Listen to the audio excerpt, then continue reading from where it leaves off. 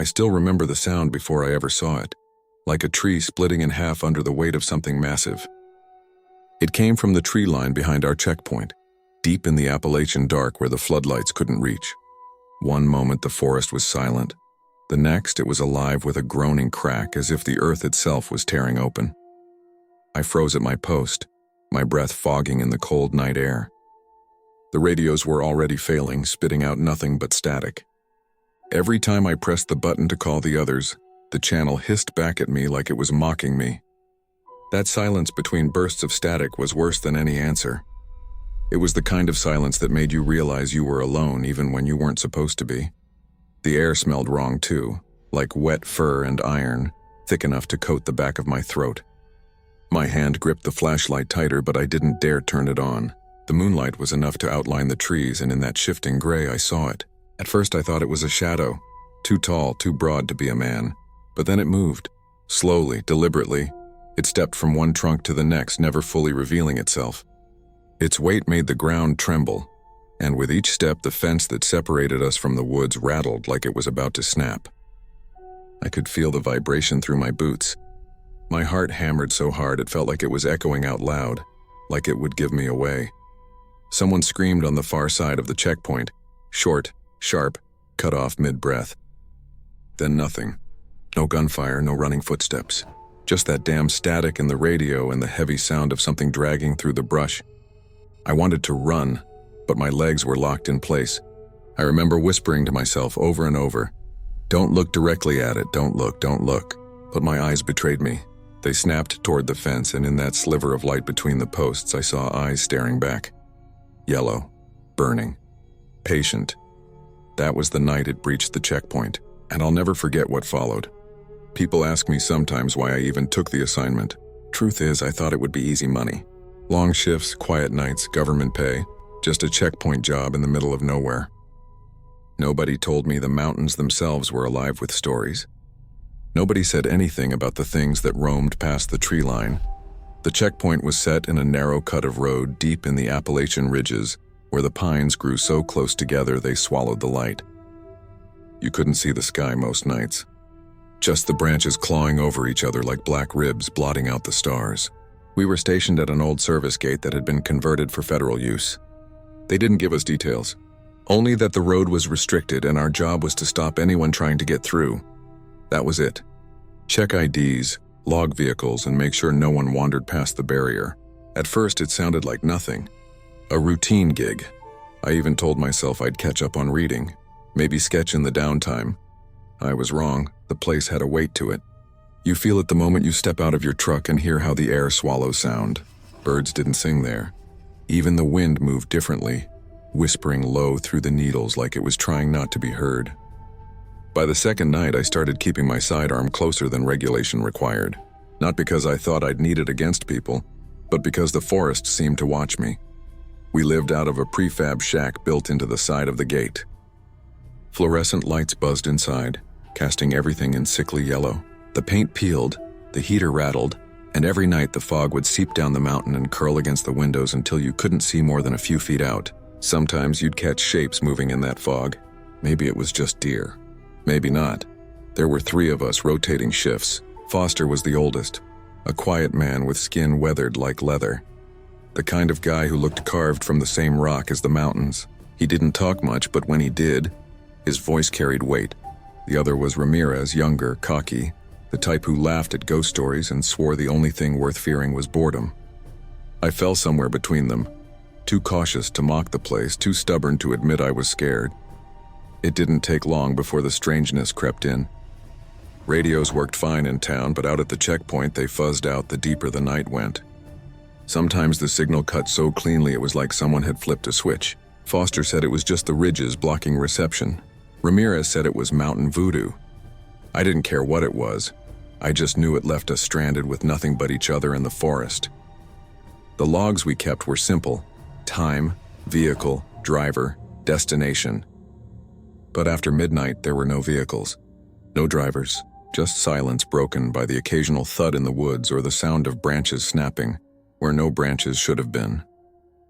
By the end of the first week, I was lying awake in the bunk, listening for patterns in those sounds. knocks that came in threes, whistles carried on the wind. A low moan far off that seemed to rise and fall like it was circling the perimeter. I told myself it was just my mind playing tricks, but deep down I knew better. The checkpoint wasn't just a job. It was a line. A border drawn in steel and concrete, meant to hold something back. We were told it was to keep civilians out. But standing there night after night, I couldn't shake the feeling that it was the other way around, that we weren't guarding the road. We were guarding the world from what lived beyond it. You don't live in the Appalachians long before you notice how the locals look at outsiders. It's not hostility exactly, more like suspicion softened by pity. They see you come in, thinking you understand their mountains, thinking you know the land because you've hiked a trail or two, but they've lived under these ridges their whole lives. They know better. I stopped once at a gas station off the main road just a few miles from our post. The old man behind the counter hardly said a word until he noticed the government patch on my jacket. His eyes lingered there too long and his smile faltered. He rang up my coffee, then leaned forward on the counter and said low, "You boys keeping watch up there?" I nodded, not sure how much I was allowed to admit. "Then you best keep the lights burning," he muttered, handing me my change. "Don't matter what they tell you. Don't ever sit in the dark." I tried to laugh it off, but his face stayed grave. He never looked me in the eye after that. Just went back to stocking shelves like he hadn't said a thing. It wasn't just him. A woman outside the store warned me not to take the mountain road after sundown. She didn't say why, only crossed herself, whispered something about the shadow people, and hurried off. Even the hunters in the diner spoke differently when the subject turned to the forest. They'd lean in, drop their voices, and tell half-finished stories about guttural screams in the night, about prints in the snow too wide to be a bear, about campsites found torn apart with no bodies, just blood soaking the earth. Whenever I pressed for details, they'd stop, shake their heads, and say, "Some things ain't meant to be talked about." Ramirez laughed at all of it. He called them backwoods fairy tales, something to keep kids from wandering too deep into the hollers. But I noticed Foster didn't laugh. He'd just stare into his coffee like he'd heard it all before, like maybe he even believed it. The warnings started to weigh on me more than I wanted to admit. The nights back at the checkpoint stretched longer after hearing them. The fog seemed thicker, the knocks in the trees sharper, like a language I couldn't decipher. Every snap of a branch sounded intentional, like something wanted us to know it was out there, just beyond the glow of the floodlights. I remember one night in particular. I was on perimeter walk, flashlight beam cutting through the mist.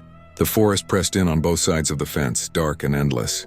Out of nowhere, a voice carried from the trees, high, thin, almost human. It sounded like a woman calling for help. I froze, listening. She called again, closer this time. My first instinct was to climb the fence, run toward her. But something in my gut told me to stay put. Her words weren't clear. They stretched wrong, like they didn't quite fit in her mouth, and there was no panic in the tone, just repetition over and over as if rehearsed. I raised my radio to call it in, but all I got was static. When I looked back toward the trees, the voice had stopped. The forest swallowed the sound like it had never existed. When I told Foster later, he just shook his head. "It'll do that," he said flatly. "It'll call out in ways that sound familiar. You hear it again, you don't answer." He didn't say what would happen if I did. He didn't need to. The look in his eyes told me enough.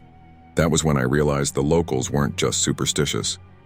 They weren't just spinning tales to spook outsiders. They were warning us, begging us to listen, and we didn't. Life at the checkpoint fell into a rhythm, one that felt safe on the surface but underneath carried a constant strain, like a wire pulled too tight. Days bled into nights, nights into days, and the line between the two hardly mattered. We kept the gate closed most of the time. Vehicles were rare, maybe a forestry truck or the occasional contractor with clearance papers. Most nights we saw nothing at all. I'd sit in the shack, logbook open, pen tapping on the table while the fluorescent light hummed above me. The heater clattered in the corner, never quite warming the air while fog rolled in thick around the windows. Every hour or so, one of us would step outside, do a walk along the fence line, shine a flashlight, check the locks, breathe in that heavy pine-scented air. On paper, it was a routine job. But every time my boots crunched on gravel, I caught myself glancing over my shoulder, certain something was pacing me in the trees. Ramirez mocked the tension. He'd toss pebbles at the shack windows during my shift, laugh when I jumped, and mutter about how he was dying of boredom. He said the forest was just forest, full of deer, owls, and his own imagination, but Foster was different. He'd sit in the corner of the shack, sipping burnt coffee, eyes fixed on nothing. Sometimes I'd find him outside, standing just at the edge of the floodlight, staring into the dark like he was listening to something I couldn't hear. When I asked what he was looking at, he'd just shake his head and tell me to finish my rounds. The radios were part of the routine too. Every evening we'd test them, short bursts back and forth confirming signal strength. And every night, without fail, the reception degraded after midnight. At first it was faint crackles, then static swallowing whole sentences. Eventually silence. We learned to stop relying on them. The strangest part was how the forest seemed to keep pace with our schedule. Around the same times every night, knocks echoed from the hills. 3 sharp raps, always distant, always deliberate. Sometimes whistles answered from the opposite ridge, rising and falling in patterns no animal I knew could mimic. We never wrote those down in the logbook, but they were as much a part of our shift as the hourly fence checks. I tried convincing myself it was nothing. Trees settling, wind carrying strange echoes, the human brain finding patterns where none existed. That's what I told myself while I walked the fence with my hand resting on my holster. But deep down I knew the routine wasn't ours alone. We weren't the only ones keeping schedule out there. Something was watching, waiting. One night I caught Ramirez outside after his patrol, pale and shaken. He didn't see me at first. He was standing near the fence, staring at a patch of mud where something had pressed down hard enough to leave an impression. When I asked what he was looking at, he cursed under his breath and kicked dirt over it, said it was nothing. But the look in his eyes told me it wasn't nothing at all. That was the rhythm of the checkpoint, silence, static, knocks, whistles, fog. Day after day, night after night. A routine built to keep us steady. But every hour, every breath, I felt the same pressure mounting inside me. A routine can only hold so long before something breaks it. It started small, just details, things you could almost explain away if you wanted to. The first was the deer. We found it at the edge of the access road one morning, maybe 30 yards from the checkpoint fence. At first glance, it looked like roadkill, but there were no tire tracks, no skid marks, no blood trail leading to it. Its body was torn open, ribs cracked like someone had pried them apart with bare hands. What struck me most was the precision. Whatever had done it wasn't feeding. It was displaying. Foster crouched beside it, his jaw tight. He didn't say a word. Ramirez laughed nervously, muttered something about coyotes, then walked off quickly. I stood there staring at the deer, stomach twisting. Coyotes didn't leave carcasses like that. No predator did. 2 nights later, I found the prints. The rain had softened the dirt near the north fence, and something heavy had passed through. The tracks were massive, longer than my forearm, wide enough to swallow my boot inside. The stride between them was unnerving. Whatever walked there had to be 8-9 feet tall at least. I remember kneeling in the mud, running my hand along the outline. The toes pressed deep, splayed like a human foot, but wrong, too broad, too heavy. I could feel the weight still there, like the ground itself remembered. When I showed Ramirez, he shook his head. Bear, he said, too quickly, too defensive. But he didn't meet my eyes. And when I pressed him, what kind of bear walks upright for 30 yards straight? He cursed under his breath and told me to drop it. The forest didn't let us drop it. That same night, a howl rolled down from the ridge. Not a wolf, not a coyote. I've heard both, and this was different. It was low and guttural, carrying a resonance that vibrated through the shack walls. Foster froze when it started. His cup of coffee trembled in his hand, eyes fixed on the ceiling like he was listening for direction. Ramirez tried to joke about it, but his voice cracked, betraying him. The dog was next. We didn't officially have one, but Foster kept a shepherd out by the shed, said it was for extra warning. That dog never barked. Not at us, not at wildlife, not at anything. Until one night when it started snarling at the tree line, ears pinned flat, teeth bared. Its body shook so hard the chain rattled against the post. Then it went silent. Not quiet, silent.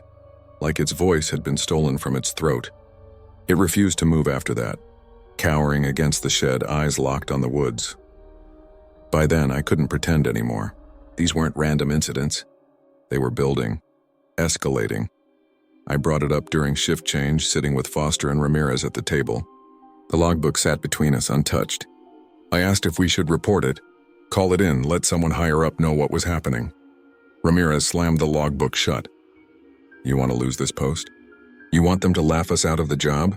His voice was sharp, louder than it needed to be. He was scared, though he'd never admit it. Foster just shook his head slowly. Report what? Tracks in the mud? A dead deer. They'll say it's nothing. That's what they always say. His tone chilled me. They'll say it's nothing. As if he'd seen this before. As if this wasn't new at all, I didn't press further. But that night, as I lay in my bunk listening to the creaks of the shack, I couldn't stop thinking about those words. The fence outside seemed thinner, weaker, like it was never built to hold anything real back. Every shift after that felt heavier. The sounds in the woods sharpened, closer, deliberate. Snaps of branches that matched our patrols. Whistles that followed us along the fence line. Sometimes I swore I saw movement in the fog, a shadow pacing just beyond the lights, massive and silent. We tried to keep the routine, to act like nothing was wrong. But the first signs were already there, carved into the mud, echoing in the night, bleeding into every corner of the checkpoint. And in my gut, I knew they weren't signs anymore. They were warnings, warnings we were too stubborn to heed. It was the kind of night where the fog didn't just hang, it crawled. Thick bands rolled down the ridge and pressed against the fence like waves, swallowing the floodlights one by one. By the time my shift started, the air was so heavy I could barely see the gate 10 yards ahead.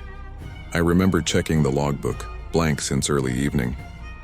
No vehicles, no calls, just the three of us stranded in silence. Foster sat with his head bowed, eyes closed as if bracing for something he already knew was coming. Ramirez paced restless, muttering about how the air smelled wrong again. I noticed it too, a sour musky stench like wet fur left to rot in the sun. It clung to my nostrils, made the back of my throat sting. Around midnight, the sensors tripped. A sharp buzz cut through the shack, followed by a red light pulsing on the panel. Sector 3, north fence. I grabbed my flashlight, Ramirez already halfway to the door, but Foster caught his arm. Wait, he said flatly. Listen, at first there was nothing. Just the usual hum of the floodlights and the buzz of the faulty heater. Then I heard it, a rhythmic thudding, faint but steady. Footsteps. Too heavy to be a deer, too deliberate to be random. Something was circling. We stepped outside together, radios clipped to our shoulders. I pressed mine, trying to call in the breach. Static. Not even a voice breaking through. Just white noise hissing like the forest itself was interfering. The fog swirled at the tree line, shapes bending inside it. My beam of light cut across branches that shook violently, as if something massive was weaving through them, snapping limbs without effort. The fence rattled under the impact of whatever it was testing it. The thudding circled the perimeter, moving too quickly for any human. A shape brushed the fog just beyond the reach of the light, taller than the fence, broad-hunched, pacing with intent. Then the floodlights flickered. One went dark, then another. In seconds, half the checkpoint was swallowed in shadow. Ramirez cursed, fumbling with his rifle. Foster just stared into the black, jaw clenched tight. It's probing, he muttered. The sound grew louder. Snapping branches, crashing through undergrowth, rattling the metal posts like it was dragging its arms across them.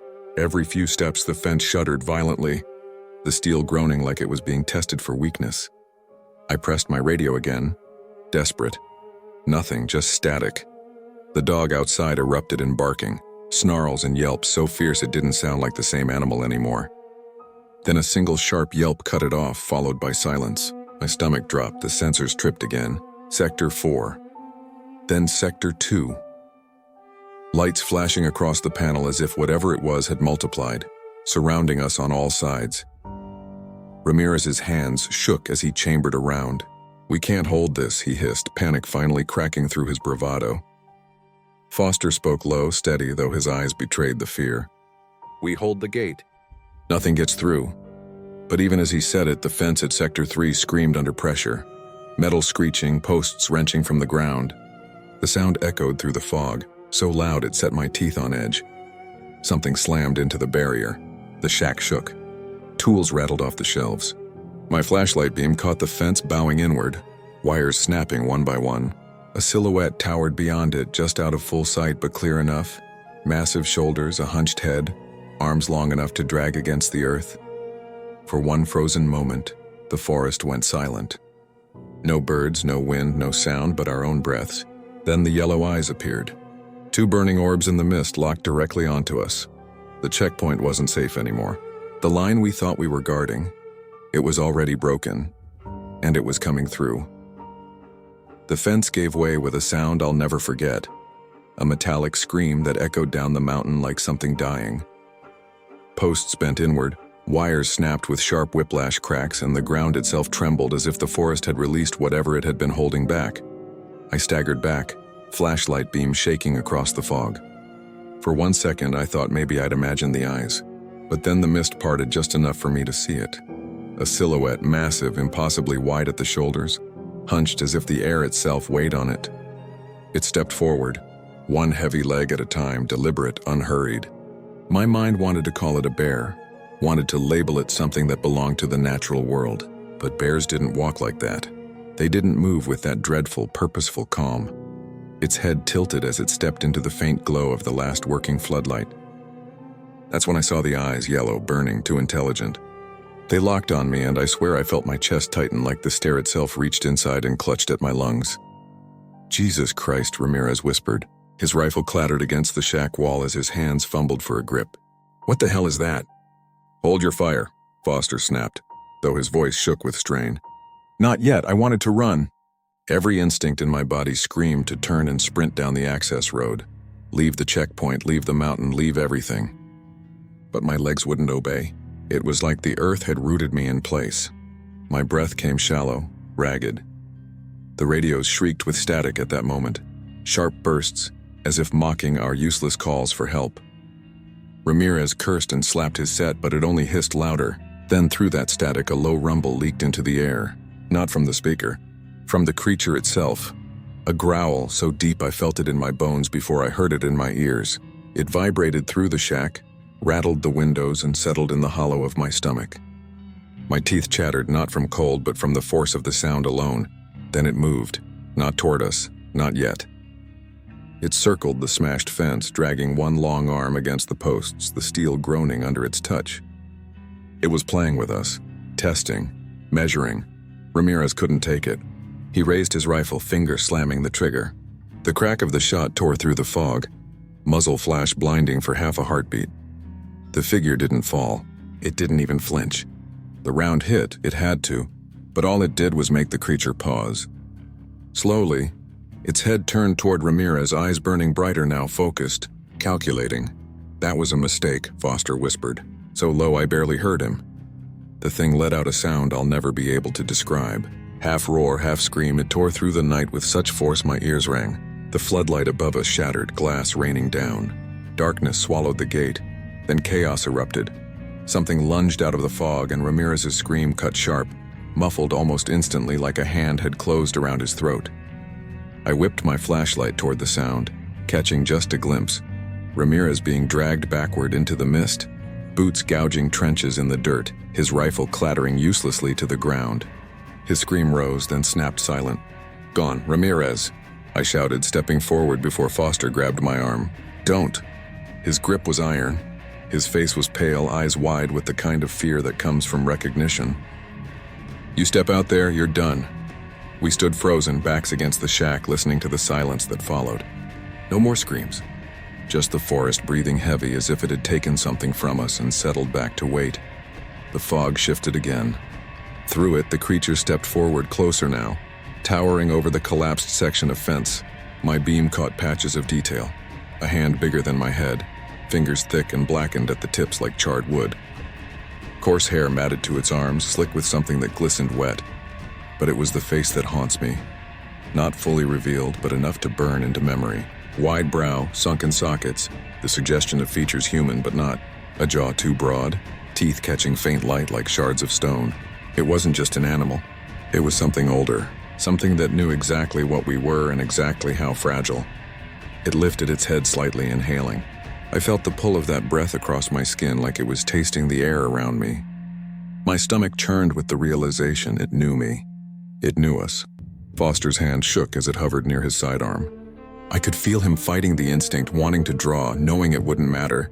Then the creature stopped, tilted its head, and smiled. I don't know how else to describe it. Its lips pulled back, revealing teeth in a slow, deliberate curl. Not from instinct, not from hunger. Mockery. like it understood fear and was showing us it owned ours now. The floodlight behind us flickered once, twice, then died. Darkness consumed everything but those eyes, two burning orbs closer now, staring directly into us. That was the moment I realized we weren't just seeing it.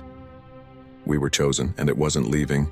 Without taking more, the last thing I remember, before it all collapsed, was the way those eyes narrowed, focused, deciding. Then, the night erupted. The shack shook violently as something slammed into the side, rattling shelves, knocking the logbook to the floor. I staggered, nearly dropping my flashlight, and Foster shoved me toward the far corner.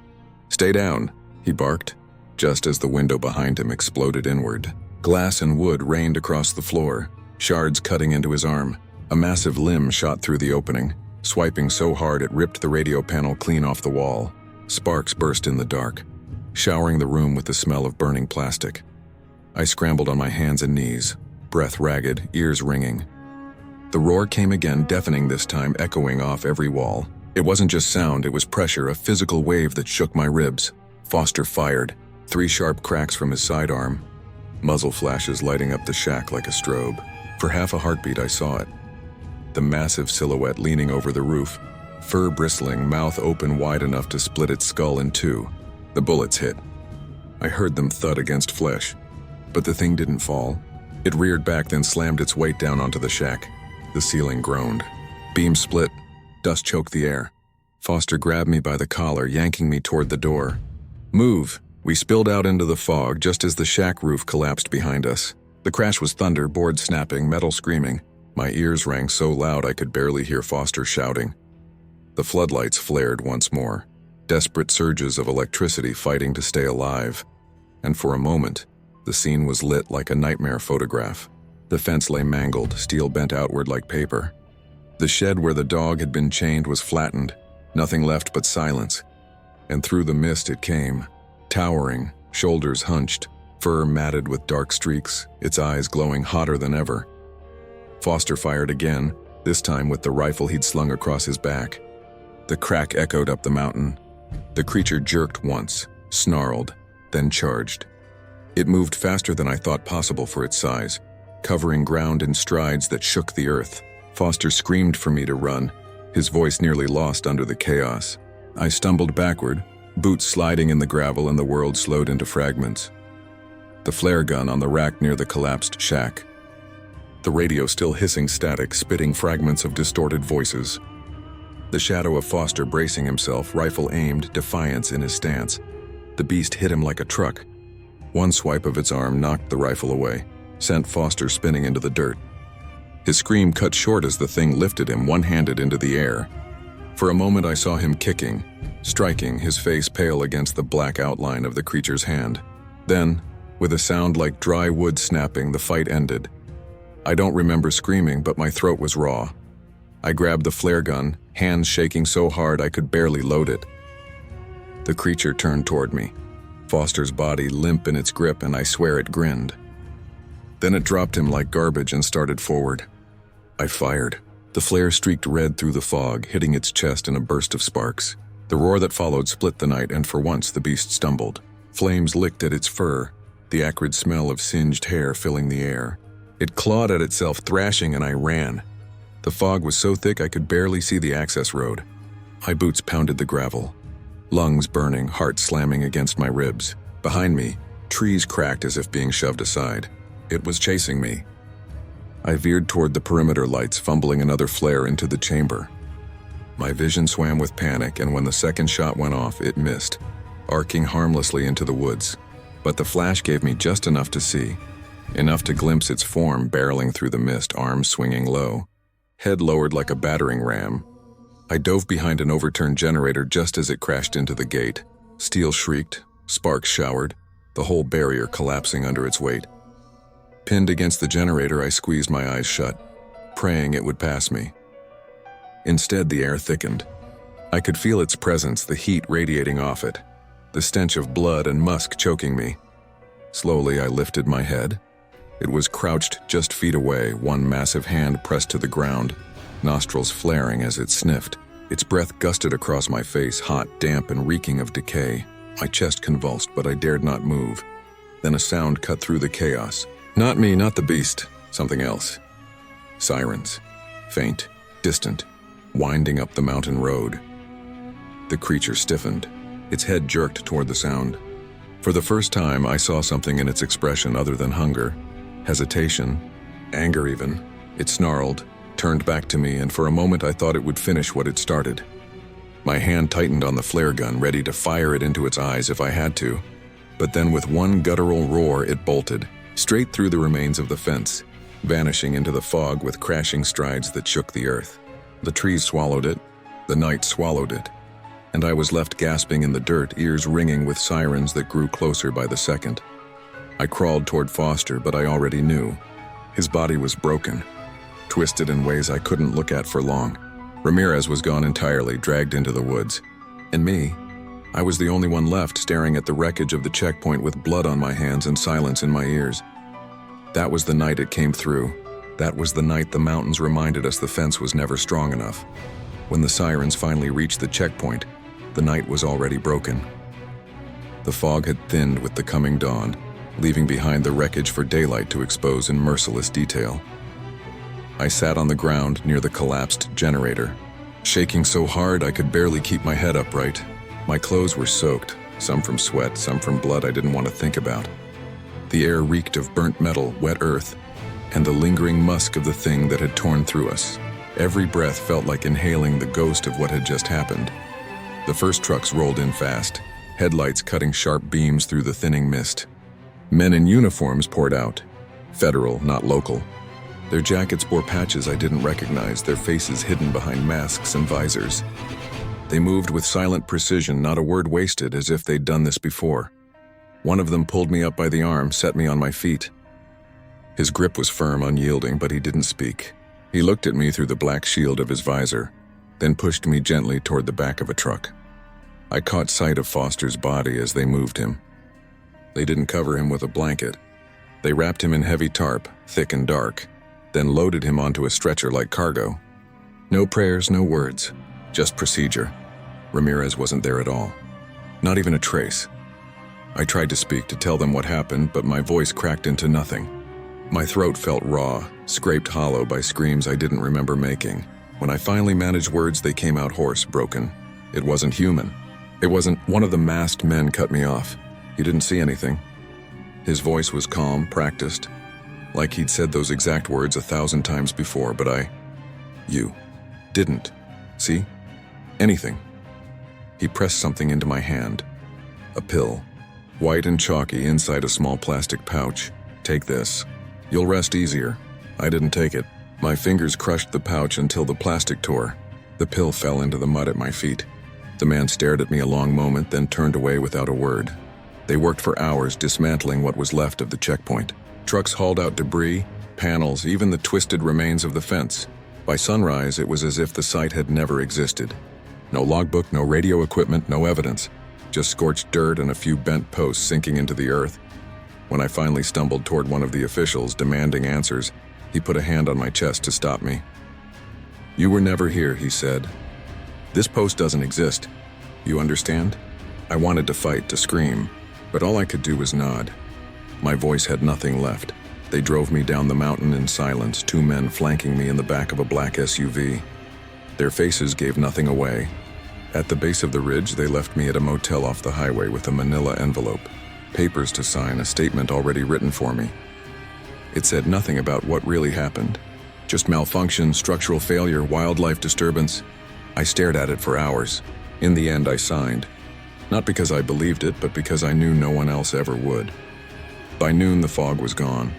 The sun lit the mountains bright and green, as if the night before had never happened. Tourists drove past on the highway, laughing, snapping photos of the scenery.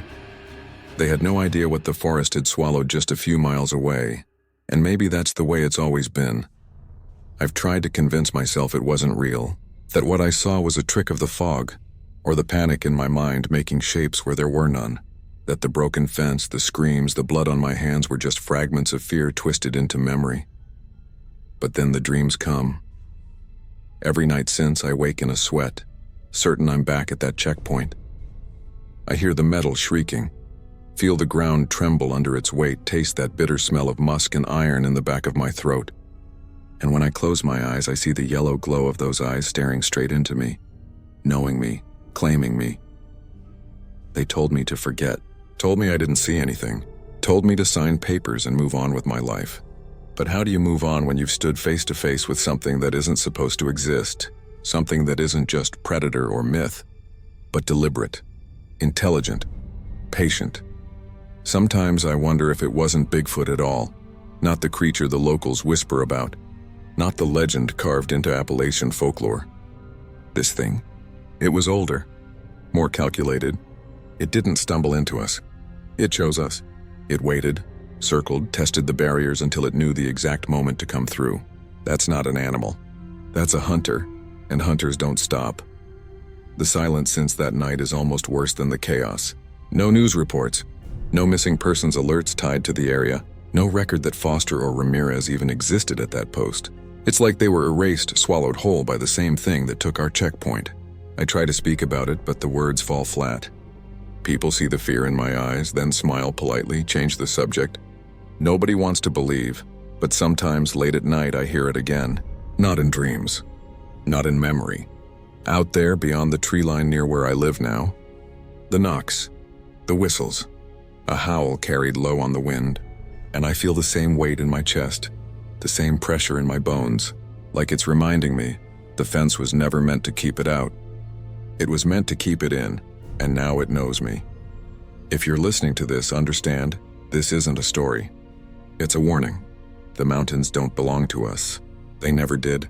There are things in those woods that walk when the fog is thickest, that circle and wait and watch. And when they decide to come through, there's nothing you can do but pray they don't choose you, because once they do, you'll never forget their eyes. That's all I can tell you. That's all I dare tell you. The rest, the sounds, the screams, the faces, they don't leave me. But I don't want to leave them with you. Just remember this. If you ever find yourself deep in the Appalachians, standing where the fog gathers thickest and you hear the knock of wood on wood, or the whistle of something that doesn't sound quite human, don't answer. Don't look. And whatever you do, don't convince yourself it's nothing, because it's something. It's still out there, and one day the fence won't hold it all. If you've made it this far into my story, thank you for listening. Stories like this, true stories, the ones they try to bury, need to be told. If you want to hear more, subscribe to the channel, share this with someone you trust, and join me again for the next confession. But until then, keep your lights burning, keep your doors locked, and if you see eyes in the fog staring back at you, pray they don't choose you next.